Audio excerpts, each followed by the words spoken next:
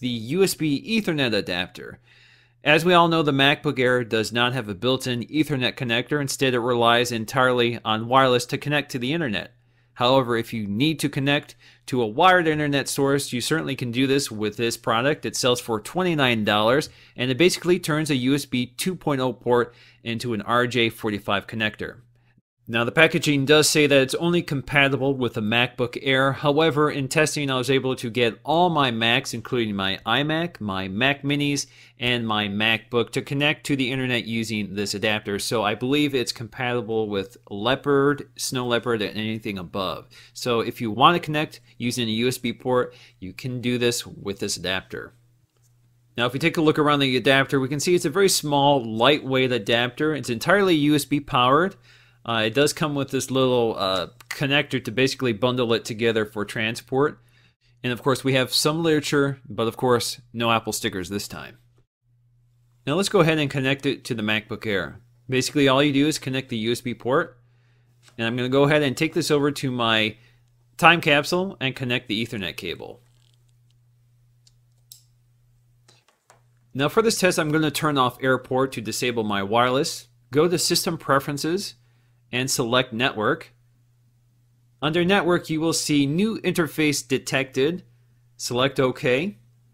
And you can see USB Ethernet in the left column. Select Use DHCP and click Apply. This is the default setting. Now you can see it's obtaining an IP address from the time capsule, and we can see it's connected. And of course, the website loads right away. So now we're using the USB Ethernet adapter to connect to the internet. So let's go ahead and load the MacBook Air TV ad.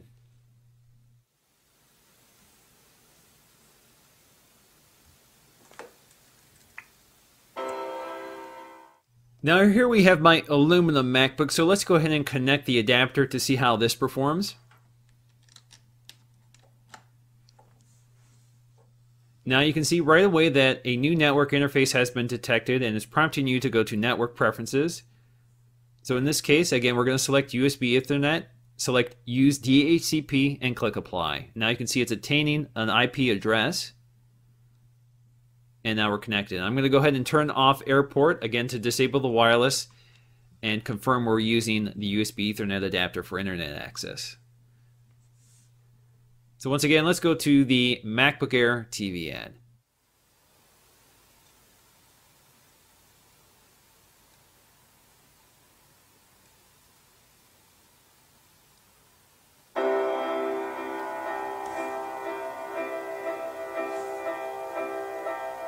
Everything we've learned has come down to this.